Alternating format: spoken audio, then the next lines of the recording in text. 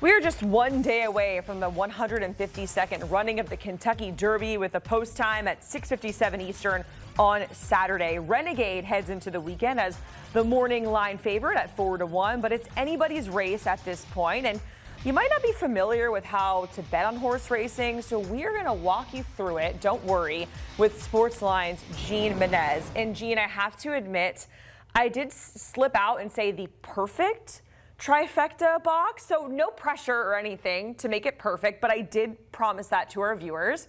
So you could place a bet on one horse to win, but we don't know if there's any fun in that, right? So we're going to focus on, again, the trifecta, where you pick the top three finishers in order. So walk us through some of the strategies for the trifecta, the perfect trifecta, if you will. Yeah, no pressure there, right? Listen, the trifecta pool during the Kentucky Derby is huge, so there was really an opportunity to make a big score on Saturday. You know, there are a few things that you should keep in mind when building a trifecta ticket. First of all, the first thing is that you use as few horses as possible, because the more horses that you use, the more expensive the ticket is going to be, obviously, right? For a trifecta, you need a minimum of 3 horses. But, you know, the Kentucky Derby has 20 horses, and that comes out to something like 6,840 combinations if you use all 20. I don't recommend doing that at all on Saturday.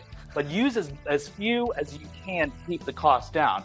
Second, you want to target value horses and not short prices.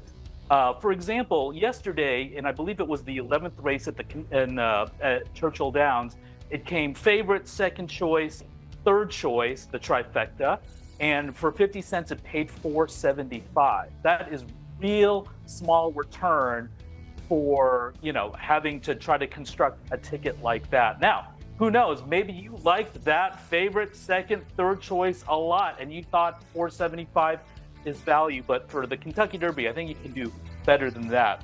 And then finally, you know, King, and we'll get into King a little bit later. King is more efficient than boxing horses. So, for example, in a box is when, let's say, you use 3 horses in a box, and that will cost, that's 6 combinations.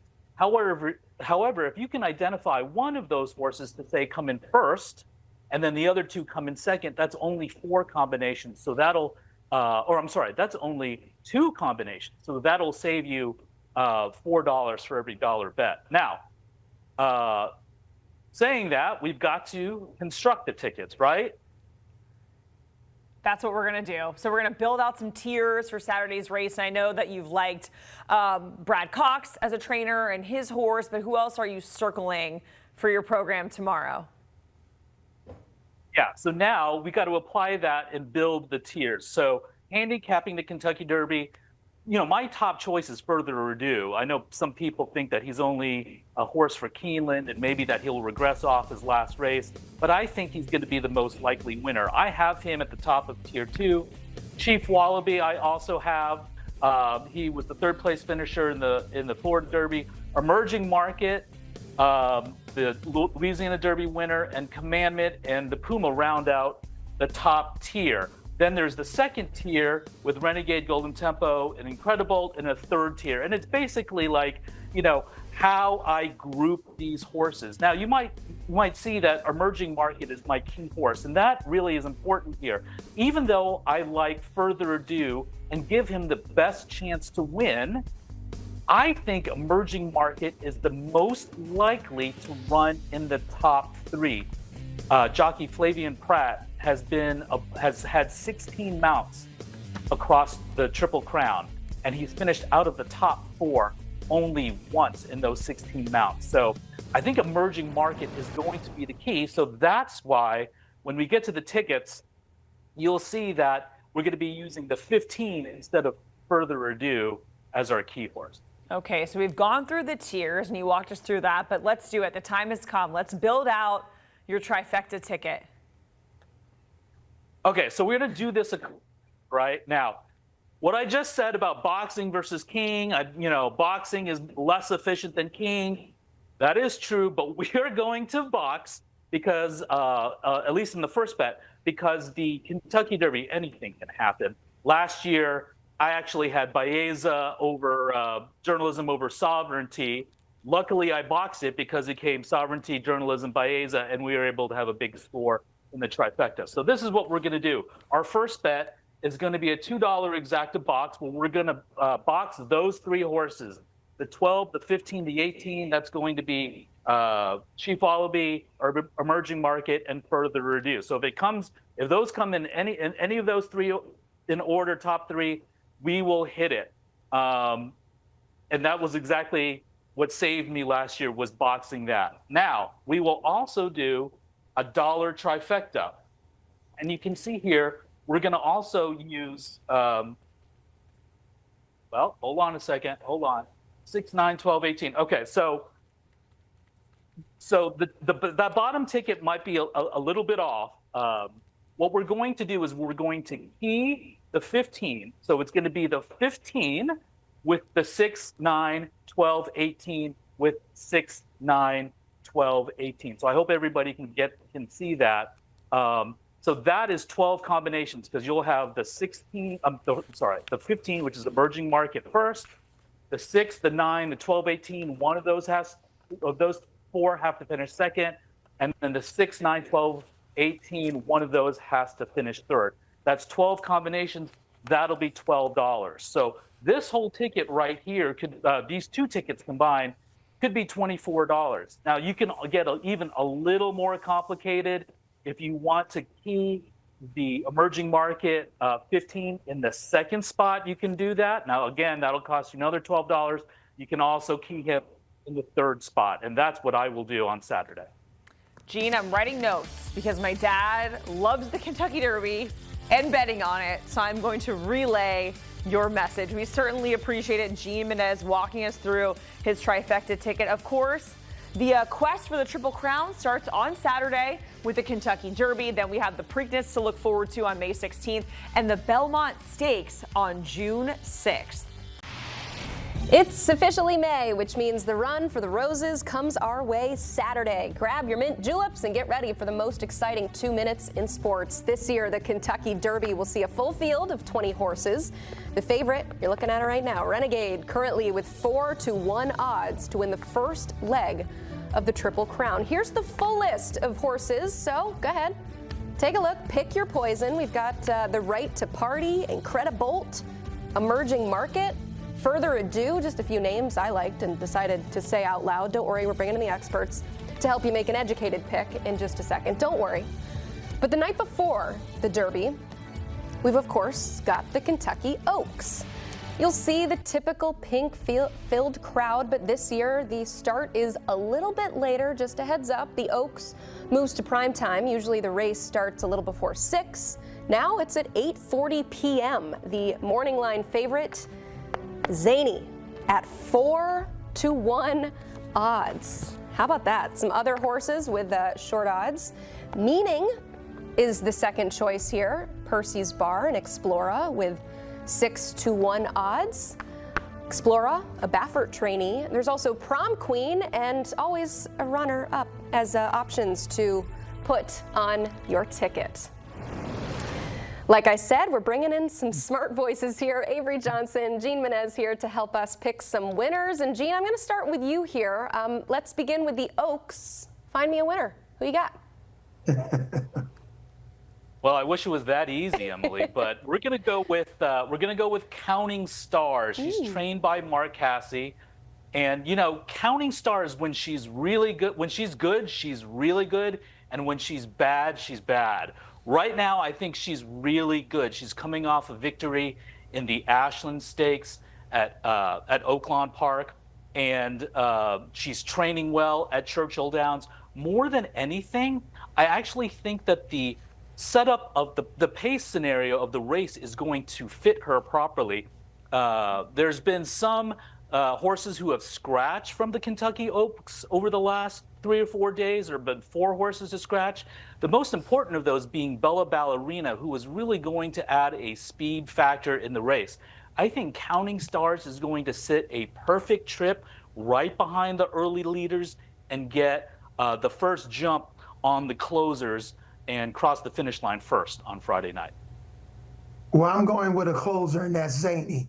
Zany's going to love this distance, trained by my good friend Todd Pletcher, owned by another good friend, Mike Rapoli.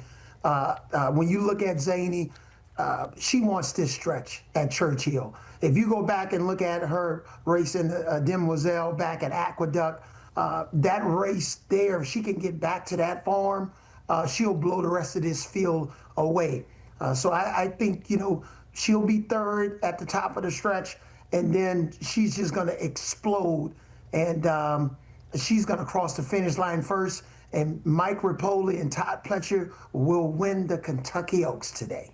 All right, Coach joining us live from Louisville, so has that inside track there. We'll let you start off with a trifecta play for tonight's Kentucky Oaks. Yeah, when I look at my trifecta, obviously I like Zany, but I also like Meaning in this race, and then Always a Runner. When you look at Meaning, she won the Santa Anita Oaks. Very impressive performer in the Santa Anita Oaks. And then Always a Runner coming out of the Gazelle, another impressive horse. So these two horses that I have with Meaning and Always a Runner, they're capable of winning this race. I still have Zany on top. I think you're not going to get very good odds. I don't see a long shot, anybody that's 10-1 or more beating any of these three horses. So I got Zany on top of these two horses, but I'm backing myself up. I'm going to box all three in my trifecta. Coach, I love your pick of Zany. I actually have her second. You're right about her. She's going to love the stretch at Churchill Downs. In the Ashland Stakes in her last start at Keeneland, that short stretch just didn't fit her properly. I think you're right. She's going to come very hard late in the stretch with her powerful kick, and is going to make it interesting. I was this close between Counting Stars and Zany, so I have Zany also in the trifecta, as well as Percy's Bar. Percy's Bar was the one who got the jump on Zany in the Ashland Stakes. She was coming off a layoff, and she was only about 70% cranked for that race, so she should be even better on Friday. But she got a ground-saving trip that day, and again, like I said, I think Zany was disadvantaged by the configuration of the race that day. I would box those three. Counting Stars is my top pick, but I would box Zany, Counting Stars, and Percy's Bar in a trifecta. Sounds like Zany is properly the favorite in the Kentucky Oaks. Let's move to the Derby. Gene, who's your pick to win? On Saturday night, after the race has been run, and Further Ado wins by 3 lengths, we're going to come out and say 6-1 was like free money. Further Ado has been the fastest horse in the Kentucky Derby field this year. He also has a race going back last year that was the fastest that any 2-year-old has run. Now, I know a lot of people say that he loves Keeneland Racecourse because his 2 best races have come at Keeneland. He won those 2 by 31 lengths. Those were the 2 that also produced the 2 best Beyer speed figures. A lot of other people will say that he's ready to regress after that huge effort in the Bluegrass Stakes where he won by 11 lengths. But I'm telling you, the way he's been looking at Churchill Downs, training up to this race, he does not look like a horse that only loves Keeneland and does not look like a horse that's going to regress on Saturday. He has been bouncing around the track at Churchill, floating around, showing a lot of energy. This horse is feeling good right now, and it's 6-1. I like Further Ado. Well, I like Further Ado, but not to win this race, my friend Gene. I'm going with Renegade, who I believe had the best 3-year-old performance with that win at Oaklawn in the Arkansas Derby. This horse had a 107 Beyer. The performance that he put on at a long stretch at Oaklawn, that's a good prep race for the Derby with the same combination.